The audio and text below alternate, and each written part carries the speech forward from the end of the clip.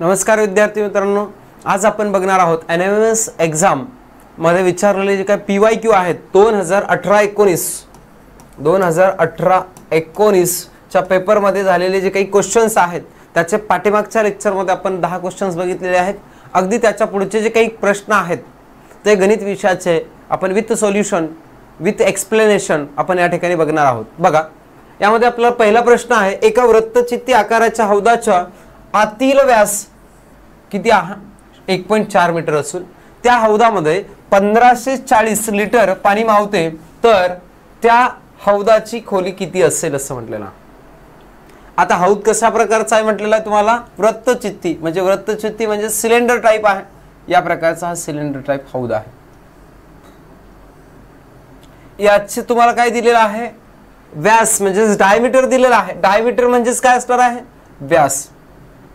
1.4 metre हा diameter आहे, म्हणजे याची रेडियस जर घेतला तुम्ही, हे कन्सिडर केलं आपण, हे किती असणार आहे? त्याचा हाफ म्हणजे 0.7 मीटर। इट कंटेन्स, बरोबर आहे, त्याच्यामध्ये पाणी जे आहे याच्यामध्ये असं आपल्याला पाणी भरायचं आणि हे पाणी जे आहे ते किती आहे असं सांगितलेलं आहे, याची कॅपॅसिटी किती आहे आणि त्यानुसार पाणी सांगितलेलं आहे। याच्यामध्ये भरलेलं जे पाणी आहे कम्प्लीटली भरलेलं आहे आणि हे किती आहे? 1540 लिटर आहे। ठीक आहे, आता याच्यामध्ये दिलेल्या माहितीचा वापर करून आपल्याला काय काढायचं आहे? या हौदाची खोली काढायची आहे, म्हणजे हाईट काढायची आहे। खोली म्हणजेच या ठिकाणी हाईट म्हणजे उंची काढायची आहे। आता मध्ये असणारं पाणी काढायचं आहे तुम्हाला, म्हणजे पाणी दिलेलं आहे म्हणजेच याचा अर्थ मध्ये पूर्ण कम्प्लीटली भरलं जाणार आहे, म्हणजे या ठिकाणी तुम्हाला याचा फॉर्म्युला यायला पाहिजे। तो म्हणजे फॉर्म्युला कोणता असणार आहे? तर व्हॉल्यूमचा, बरोबर आहे, घनफळाचा। तुम्ही वृत्तचित्तीचे घनफळ म्हणू शकता किंवा व्हॉल्यूम ऑफ सिलेंडर असं पण म्हणू शकता, बरोबर आहे। व्हॉल्यूम इज इक्वल टू आपल्याकडे फॉर्म्युला आहे पाय आर चा स्क्वेअर आहे, बरोबर आहे, पाय आर स्क्वेअर एच आहे। ठीक आहे, आणि या पाय आर स्क्वेअर एच या फॉर्म्युल्यानुसार आपल्याला जे दिलेली इन्फॉर्मेशन आहे लिटर मध्ये आहे। तुम्ही ज्या वेळेस काढाल आता हे मीटर मध्ये असल्यानंतर याचं जे क्यूबॉइड येणार आहे ते कशामध्ये येणार आहे? मीटर क्यूब मध्ये येणार आहे। मीटर क्यूब किंवा क्यूब मीटर मध्ये येणार आहे, घन मीटर मध्ये येणार आहे। आणि तुम्हाला त्याची कॅपॅसिटी दाखवलेली आहे कशामध्ये? लिटर मध्ये। मग लिटरचं कन्वर्ट कशामध्ये करायचंय तुम्हाला? मीटर मध्ये। मग लिटरचं कन्वर्ट जर तुम्ही मीटर मध्ये करत असाल तर त्याला काय करावं लागतं तुम्हाला? तर 1 मीटरचा क्यूब इज इक्वल टू काय असणार आहे तुमचं? 1000 लिटर असतं, बरोबर आहे। आणि त्यामुळं ह्या लिटरला तुम्हाला कन्वर्ट जर मीटरचा क्यूब मध्ये करायचं असेल तर या जी दिलेली व्हॅल्यू आहे तुम्हाला 1540, याला तुम्हाला डिवाइड करावं लागेल 1000 न, आणि ते आन्सर असेल तुमचं 1.540। हे काय असेल तुमचं? मीटरचा क्यूब ही त्याची कॅपॅसिटी आलेली आहे। हे काय असणार आहे? त्याचा व्हॉल्यूम असणार आहे। त्या जे दिलेलं सिलेंडर आहे, दिलेलं तुम्हाला सिलेंड्रिकल टँक आहे, त्या सिलेंड्रिकल टँकचे व्हॉल्यूम असणार आहे ते तुम्हाला दिलेले किती असणार आहे? 1.540 मीटर क्यूब असणार आहे। आणि या ठिकाणी तुम्हाला त्याच्या ठिकाणी आन्सर म्हणजे हे जे आहेत व्हॅल्यू जर ठेवा या फॉर्म्युल्यानुसार, फॉर्म्युल्यामध्ये हे व्हॉल्यूम आहे 1.540 इज इक्वल टू पायची व्हॅल्यू 22/7, आर स्क्वेअर म्हणजे आर दिलेलं आहे तुम्हाला 0.7 इंटू 0.7, आर स्क्वेअर म्हणजे 2 टाइम्स मल्टिप्लाय करावं लागेल, इंटू एच, एच ची काढायची आहे आपल्याला लेंथ, म्हणजे H as it is divide होतोय म्हणून आपण करूया 7 न आपण याला डिवाइड केलं तर 0.1 होणार आहे। आता एच इज इक्वल टू इकडे राहणार आहे तुमचं 1.540 अपॉन, हे सगळं मल्टिप्लाय मध्ये आहे, अपॉन मध्ये जाईल ते कसं होणार? 22 इंटू 0.1 इंटू 0.7। ठीक आहे, आणि या पद्धतीने आल्यानंतर आता आपल्याला हे सॉल्व्ह करता येईल। हे पॉइंट्स काढून टाकता येतात। यातला पॉइंट हा इथं एक आहे, इथे एक, म्हणजे डिनॉमिनेटर मध्ये 2 डिजिट नंतर पॉइंट आहे, इथला एक आणि इथला एक, आणि न्यूमरेटर मध्ये तुम्हाला 3 डिजिट नंतर पॉइंट सापडते। मग दोघांचे 2-2 पॉइंट्स आपण पुढे सरकवू शकता, म्हणजेच एच इज इक्वल टू तुम्हाला काय भेटेल? याचे 2 पॉइंट्स पुढे सरकवलात तर 54.0 आहे। पॉइंटच्या पुढे 0 लिहिण्याची काही आवश्यकता नाही, म्हणजेच अपॉन मध्ये राहील तुमचं 22 इंटू काय असणार आहे? 7, कारण पुढे 1 राहणार आहे, म्हणजे हा 0.1 म्हणजे 1 न पुढे गेल्यानंतर 0.1 राहणार आहे, 1ची व्हॅल्यू काहीच राहणार नाही, 1 मल्टिप्लाय केलं तर काय फरक पडतोय का त्याला? नाही. आता 22 ने डिवाइड करा.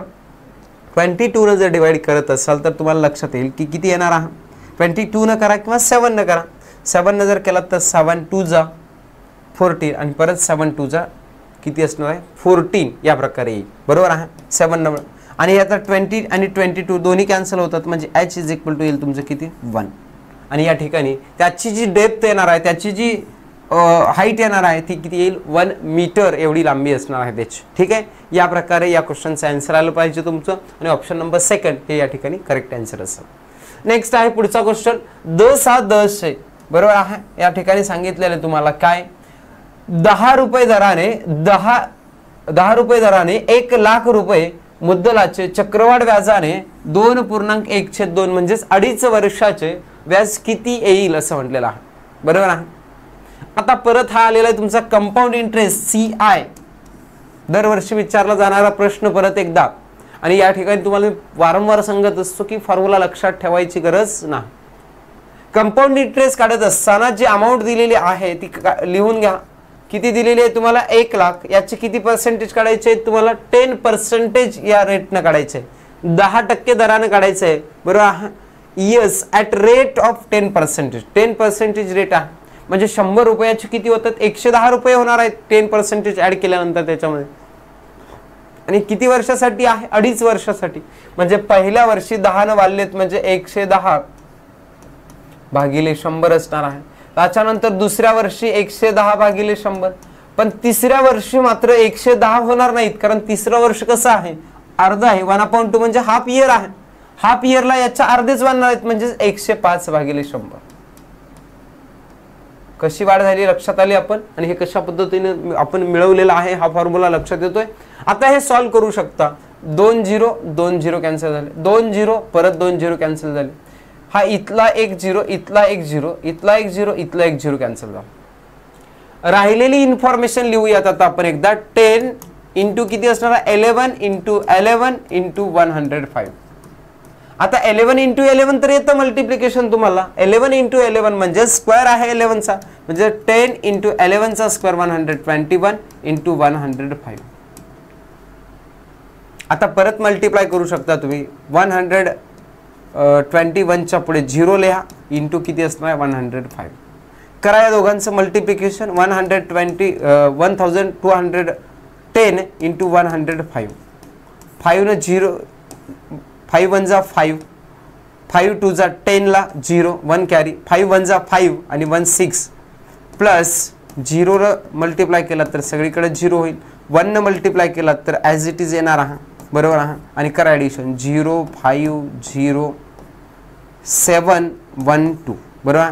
हे आलेलं आहे टोटल तुमची अमाऊंट असलेला फॉर्म्युला असणार आहे. तुम्हाला काढायचं काय आहे अमाऊंट काढायची आहे का नाही. तुम्हाला काय काढायचं आहे फक्त इंटरेस्ट काढायचं आहे, व्याज काढायचं आहे फक्त. मग टोटल 1 लाख रुपये होते. बरोबर. वाढलेली अमाऊंट किती आहे 1,27,050 रुपीज आहे. म्हणजेच आपल्याला वाढलेली अमाऊंट म्हणजे व्याज किती रुपये असणार याच्यामधून मुद्दल वजा करा. 1 लाख रुपये जर वजा केलात तर 27,050 रुपीज. हे ऑप्शन नंबर 4 हे या ठिकाणी आपल्याला इंटरेस्ट येणार आहे आणि या ठिकाणी आपण आन्सर आहे असं आपण म्हणू शकतो. ठीक आहे. नेक्स्ट क्वेश्चन आपण बघूयात. चला. एका वारंवारता वितरण सारणीमध्ये summation FIXI is equal to 24,240 हे दिलेलं आहे and n is equal to 40 then find the value of x bar. म्हणजेच मध्य म्हणतो आपण त्याला, मीन म्हणत असतो.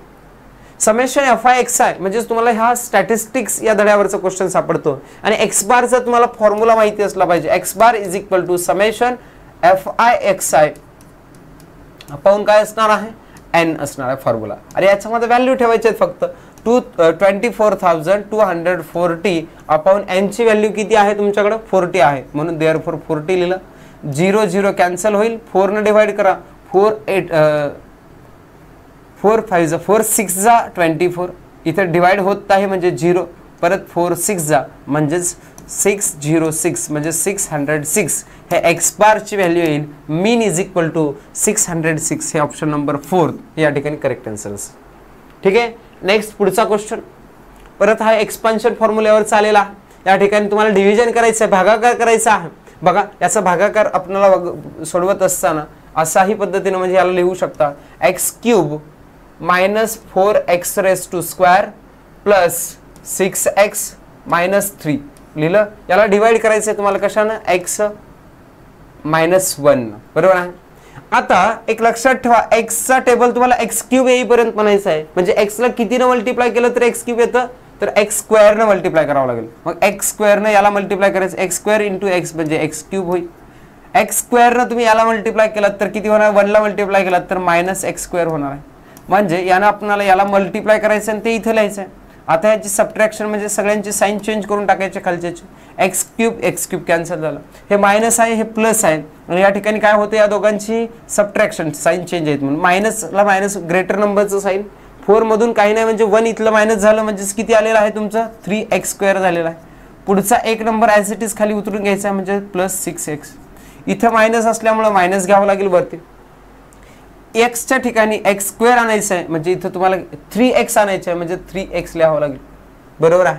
आणि या ठिकाणी परत आता इथं तर तुम्हाला एवढं जर कळालं तर उत्तर पण आलेलंच आहे. x² - 3x असलेला एकच ऑप्शन आहे, ऑप्शन नंबर फर्स्ट.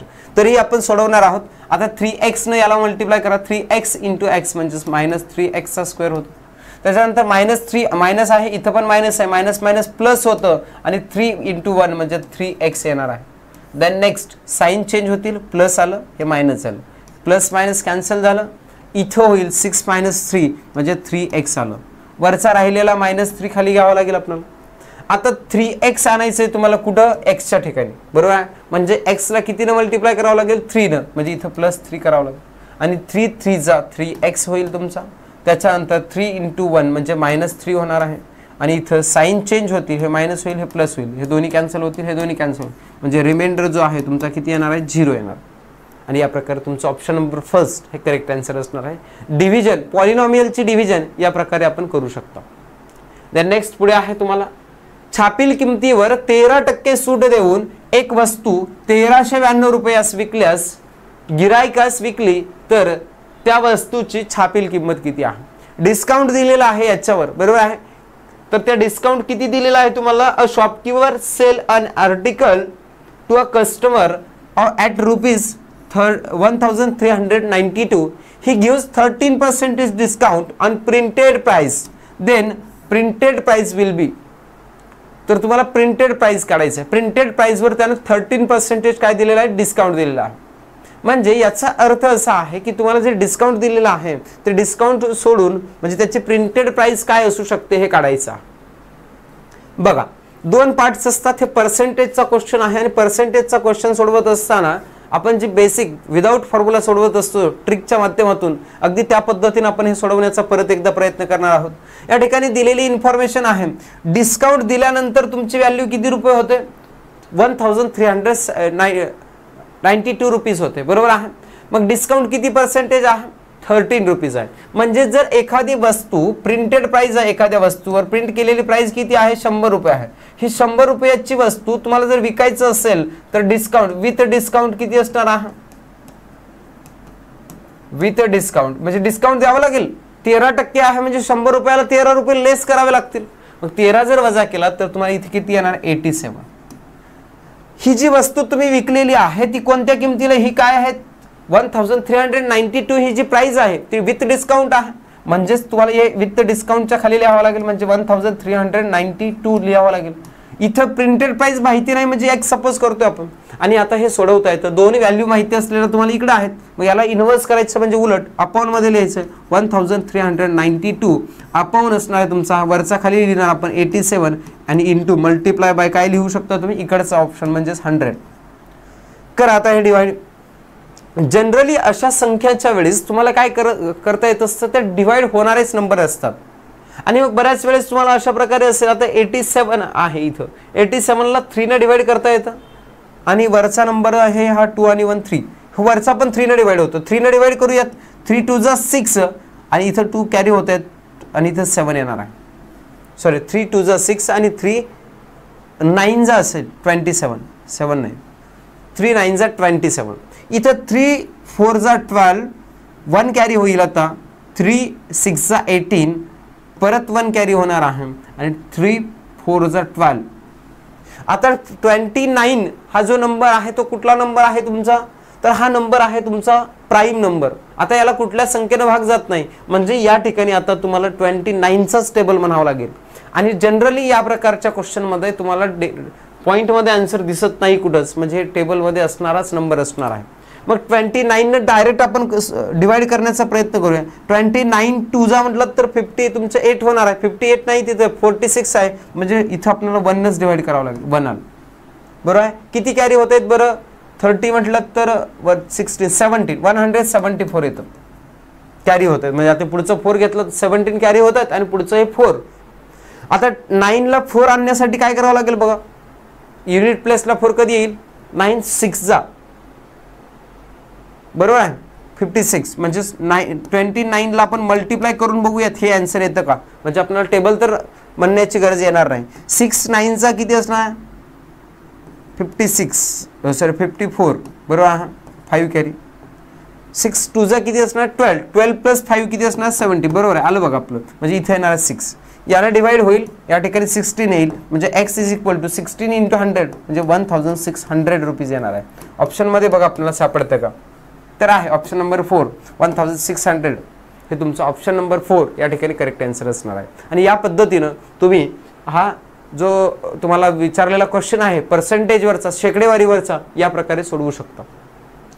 नेक्स्ट आहे पुढे, एका समभुज चौकोनाची परिमिती 40 सेंटीमीटर आहे आणि चौकोनाच्या एका कर्णाची लांबी 16 सेमी आहे, तर त्या समभुज चौकोनाचे क्षेत्रफळ किती असं म्हटलेलं. इथं परत चौकोनाशी संबंधित आहे. चौकोन म्हटला की तुमचा असा समभुज चौकोन असतो. समभुज म्हणजे ज्याच्या ऑल साइड्स कशा असतात, इक्वल असतात बरोबर आहे. आणि या ठिकाणी दिलेली माहिती आहे समभुज चौकोनाची, तुम्हाला काय दिलेलं परिमिती बघा इथं सांगितलं, perimeter is 40 centimetre of a rhombus. रोम्बसची पेरिमीटर 40 सेंटीमीटर आहे. 40 सेंटीमीटर म्हणजे सर्व बाजूंची बेरीज 40 आहे आणि त्यातल्या सर्व बाजू कशा आहेत, इक्वल मेजरच्या आहेत, म्हणजे हे सर्व समान मापाचे आहेत. म्हणजे हे 10 सेंटीमीटर असणार आहे, हे 10 सेंटीमीटर असणार आहे, हे 10 सेंटीमीटर असणार आहे, हे पण 10 सेंटीमीटर, म्हणजे एव्हरी साइड्स तुम्हाला काढता आलेली आहे, प्रत्येक बाजू आली. नेक्स्ट तुम्हाला सांगितलं एका कर्णाची लांबी 16 आहे, म्हणजे एक कर्ण दिला हा 16 सेंटीमीटरचा. तर त्या चौकोनाचे समभुज चौकोनाचे क्षेत्रफळ किती, परत फॉर्म्युला माहिती असला पाहिजे तुम्हाला. आणि तो फॉर्म्युला जो आहे तो फॉर्म्युला आपला अशा प्रकारचा असू शकतो, समभुज चौकोनाचे क्षेत्रफळ बरोबर समभुज चौकोनाचे area of rhombus is equal two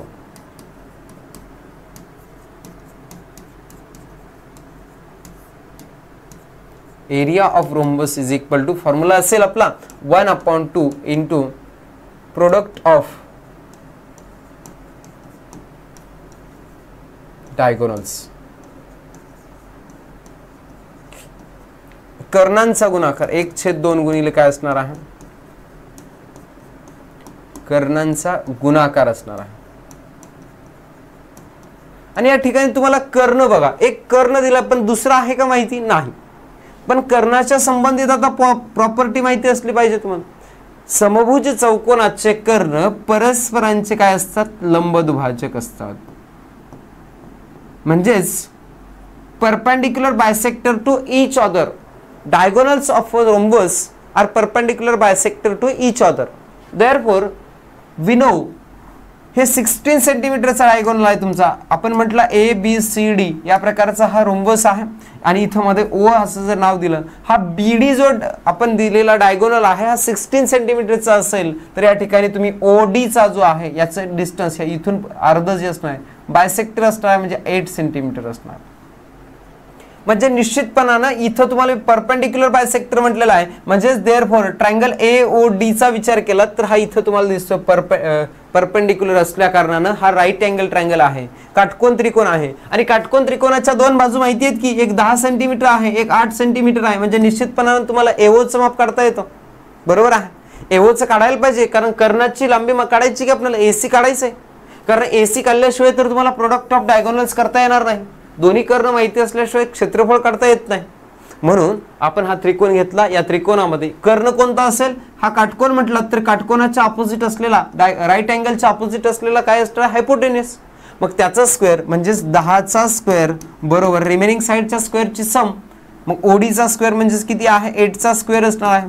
plus इकडची कोणती आहे साईड राहिलेली आता एओ माहिती नाही म्हणजे एओचा स्क्वेअर ॲज इट इज 10चा स्क्वेअर येतो 100 8चा स्क्वेअर येतो 64 प्लस किती असणार आहे एओचा स्क्वेअर हे 64 मायनस होईल 100 मायनस 64 इज इक्वल टू एओचा स्क्वेअर हे 64 मायनस केला तर 36 येतं एओचा स्क्वेअर इज इक्वल टू आणि एओ इज इक्वल टू येणार आहे आपल्याला किती 6 येणार आहे taking square root of both sides दोन्ही बाजूचं वर्गमूळ काढलात तर आणि या ठिकाणी तुम्हाला एओचं डिस्टन्स 6 सेंटीमीटर आलेला आहे एओ जर 6 असेल तर तुम्हाला डायगोनल काढायचा हा मोठा जसं मी तुम्हाला 8 काढलं होतं या मोठ्यावरून आता या मोठ्याचं किती असणार आहे हा छोटा तुमचा एओ 8चा झालेला आहे मग एसी कितीचा असणार डबल असणार आहे म्हणजेच कितीचा असणार आहे एसी इज इक्वल टू 12 असणार आहे 12 असणार आहे ठीक आहे मग एसीचं जर 12 असेल तर त्या ठिकाणी तुम्हाला आता डायगोनल्स माहिती झाले देअरफॉर मग याच्यामध्ये ठेवता येतं एक डायगोनल आत्ता काढला आपण 12 आणि एक अगोदरच दिलाय क्वेश्चन मध्ये 16 म्हणून आपल्याला इथं 16 लिहावं लागेल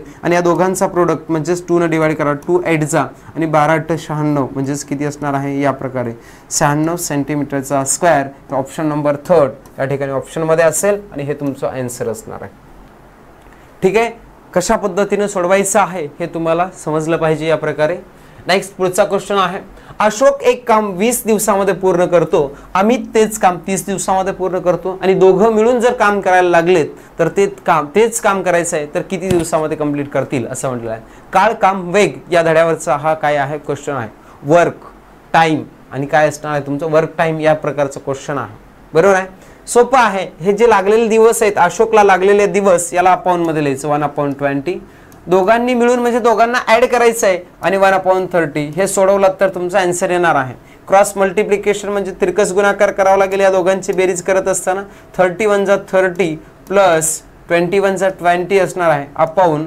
20 इंटू 30 किती होणार आहे 2 इंटू 3 6 होणार आहे आणि ज्याच्या पुढे 2 0 हे वरती होणार आहे आपलं किती 50 अपॉन किती असणार आहे 600 0 आणि 0 कॅन्सल झाला 5 1 जा 5 1 कॅरी 5 2 जा 10 म्हणजेच 1/12 आलं आणि हे अपॉन मध्ये असलेलं म्हणजेच त्या दोघांसाठी लागलेले दिवस असणार आहेत दोघांनी मिळून काम केलं तर 12 दिवसामध्ये ते काय करू शकतात तर तेच काम जे आहे ते कंप्लीट करू शकतात या पद्धतीने कामाचं उदाहरण जे असणार ते तुम्ही सोडवू शकता सोप्या पद्धतीचा असा प्रश्न आहे हा आणि तो तुम्ही निश्चितपणाने या ठिकाणी सोडवू शकता ठीक आहे नेक्स्ट पुढच्या प्रश्नाकडे जाऊयात आपण आता एक सोबतच्या आकृतीमध्ये चौकोन PQRS हा आयत आहे म्हटले बघा इथं चौकोन PQRS दिलेला आहे आयत आहे दिसतोयच आपल्याला length of PS is equal to length of QR is equal to 7 centimetre length of PS ची लेंथ किती आहे 7 सेंटीमीटर आहे ठीक आहे 7 सेंटीमीटर लेंथ ऑफ QR हे पण 7 दिले बरोबर आहे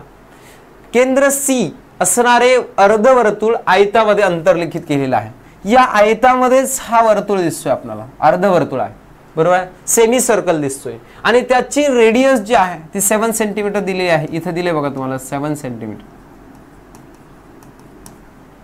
ठीक आहे नेक्स्ट पुढे दिलेला आहे तुम्हाला हे दिलेलं असल्यास रेखांकित भागाचं क्षेत्रफळ काढायचं आहे जो कलर केलेला पार्ट आहे याचं क्षेत्र आता निश्चितपणाने हे काढण्यासाठी तुम्हाला काय लक्षात यायला पाहिजे बरं पहिल्यांदा ह्या आयताचं म्हणजे सगळ्याच पूर्ण आयत मी इथे दाखवतो बघा हा पूर्ण आयत जो आहे या आयताचं तुम्हाला क्षेत्रफळ काढावं लागेल या आयताचं ज्यावेळेस तुम्ही क्षेत्रफळ काढता आणि त्याच्यामधून मात्र जर तुम्ही हा मधला काढून घेतलात तर तुम्हाला फक्त बाकीचा हा जो कलर केलेला आहे याचं क्षेत्रफळ शिल्लक राहणार आहे म्हणजे या ठिकाणी दोघांचं क्षेत्रफळ काढायचं आहे एक तुम्हाला या आयताचं मग आयताचं क्षेत्रफळ बरोबर लांबी गुणिले रुंदी मग याची लांबी किती आहे बरं हा तुम्हाला माहिती आहे हा 7 आहे मग इथून इथपर्यंत पण 7 सेंटीमीटर असणार आहे की म्हणजे याची लांबी या आयताची लांबी असणार आहे 7 + 7 म्हणजे 14 सेंटीमीटर आणि ब्रीथ म्हणजे याची रुंदी तर माहिती आहे 7 सेंटीमीटर आहे त्यामुळं आयताचे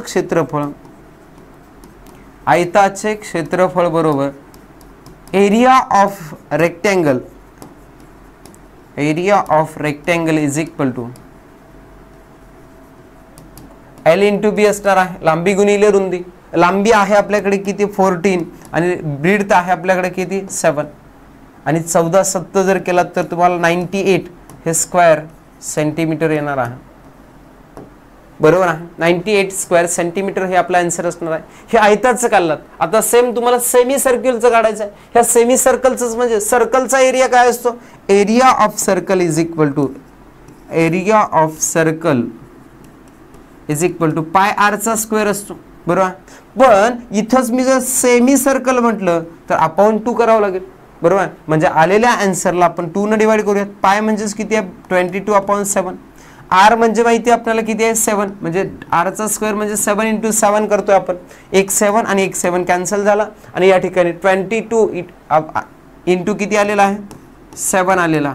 यांचं मल्टिप्लिकेशन हे आलेलं आहे टोटल सर्कलचा एरिया. आपल्याला सेमी सर्कलचा काढायचा आहे, अर्धवर्तुळाचं काढायचं आहे. अर्धवर्तुळाचे क्षेत्रफळ बरोबर काय असणार आहे, मग अर्धवर्तुळाचे क्षेत्रफळ बरोबर यालाच तुम्हाला 2 न डिवाइड करावं लागेल. 22 × 7/2 असणार आहे आणि हे डिवाइड केलात तर किती येणार आहे तुमचं 11 × 7 म्हणजेच 77 स्क्वेअर सेंटीमीटर असणार आहे. अर्धवर्तुळात चालेल. तुम्हाला म्हटल्याप्रमाणे ह्या मोठ्या आयतामधून हा जर तुम्ही सर्कल सेमी सर्कल काढून घेतलात तर जो कलर केलेला पार्ट आहे त्याचा एरिया निघेल. मोठ्याचा माहिती आहे 98 आलेला आहे आपला आणि याच्यामधून तुम्हाला मायनस करायचं किती 77. करा बरं 77 - 8 - 7 म्हणजे आलेला आहे तुमचं 1. त्याच्यानंतर इथं 9 मधून तुम्ही मायनस करा 7 म्हणजेच किती येईल 2. 21 स्क्वेअर सेंटीमीटर चौरस सेमी असलेला ऑप्शन नंबर 4 हे तुमचं या ठिकाणी करेक्ट आन्सर असतो. आणि या प्रकारचा क्वेश्चन या ठिकाणी आपल्याला या पद्धतीने सोडवता यायला पाहिजे. नेक्स्ट पुढे या ठिकाणी परत एक्सपान्शन फॉर्म्युल्यावर क्वेश्चन विचारलेला आहे. हा इन डिटेल थोडा लेंदी क्वेश्चन म्हटला तरी चालेल. याच्यामध्ये तुम्हाला याचे फॅक्टर्स पाडायचे आहेत, तोपर्यंत तुम्हाला याच्यामध्ये काहीच करता येत नाही. याचे फॅक्टर्स पाडत असताना तुम्हाला पॉलिनोमियलचे फॅक्टर्स कशा पद्धतीने पाडायचे हे लक्षात यायला पाहिजे. मी पहिल्यांदा लिहितो इथं बघा x² - 7x + 10 पहिला लिहिला नंबर अपॉन x² + x - 6. पुढे आहे divided by x² - x - 20 upon किती असणार आहे x² + 7x + 12. आणि या ठिकाणी सोडवत असताना आता आपल्याला याचे फॅक्टर्स म्हणजे इथे युनिट प्लेसला लास्टला कॉन्स्टंट टर्म 10 आहे. एसीचं मल्टिप्लिकेशन म्हणजे दोन संख्यांचा गुणाकार 10 आला पाहिजे आणि त्यांची बेरीज किंवा वजाबाकी यामधल्या संख्या एवढी येईल पाहिजे म्हणजे -7 आली पाहिजे. अशा दोन संख्या कोणत्या आहेत 5 आणि 2. 5 जुनी 10 केलात दोघांचा गुणाकार 10 येतोय आणि त्या दोघांची बेरीज किंवा वजाबाकी किती होते 5 आणि 2 केलात तर 7 येते. म्हणजे या प्रकारे तुम्ही सोडवू शकता. हे x² - 5x - 2x आपण लिहू शकतो +10 अपॉन इथं ह्या 6 चे फॅक्टर्स पाडावे लागतील. मल्टिप्लिकेशन -6 आणि ऍडिशन किंवा सबट्रॅक्शन किती पाहिजे +1 म्हणजे 3 × 2 6 होतं म्हणजेच x² प्लस मोठ्या संख्येचं 3x लहान संख्येचं -2x आणि मायनस किती असणार आहे 6 ॲज इट इज. हे डिवाइडचं आपण मल्टिप्लाय करूयात. मल्टिप्लाय जर केलं तर हे इनवर्स होतं म्हणजे खालची संख्या वर आणि वरची संख्या खाली होते म्हणजेच x² + 7x + 12 अपॉन किती असणार आहे x² - x - 20. याला तुम्हाला कॉमन काढता येतात पार्ट्स म्हणजे या दोघांमधले कॉमन काढा. या दोघांमध्ये कॉमन x निघतंय म्हणजे x - 5 राहील तुमचा. नेक्स्ट इथं -2 कॉमन निघेल इथं x - 5 कॉमन राहणार आहे. देन नेक्स्ट डिनॉमिनेटर मध्ये या दोघांमधून कॉमन x निघते याच्यामध्ये x प्लस किती राहील इथं 3. या दोघांमध्ये -2 कॉमन निघतं आणि x + 3 दोन ब्रॅकेट तुमचे कॉमन येणार आहेत. देन नेक्स्ट इथं मल्टिप्लाय ॲज इट इज. या ठिकाणी 12चे अवयव पाडावे लागतील आपल्याला फॅक्टर्स पाडावे लागतात.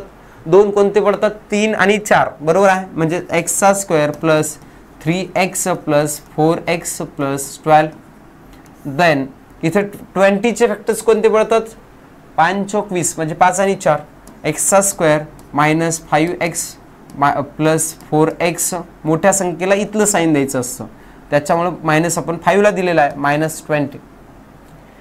याच्यामध्ये दोन ब्रॅकेट कॉमन आलेले आहेत म्हणजे x - 5 ॲज इट इज. दुसरा आहे x - 2 हे x आणि इथला -2. इथं पण खाली काय राहणार आहे तुमचा x + 3 आणि इथं राहील तुमचा काय x - 2. फक्त ब्रॅकेट आपण लिहिलेत. इथं काय राहील दोघांमधून कॉमन काढावं लागतील आपल्याला. वरच्याचा जर विचार केला तर तुम्हाला x कॉमन निघणार आहे पहिल्यांदा.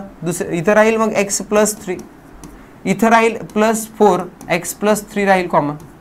अपॉन मध्ये काय राहील, या दोघांच्या मध्ये कॉमन काय निघेल, पहिल्यामध्ये x निघेल म्हणजे x मायनस 5 राहील कॉमन, प्लस 4 कॉमन निघणार आहे आणि x मायनस 4 या ठिकाणी येणार आहे.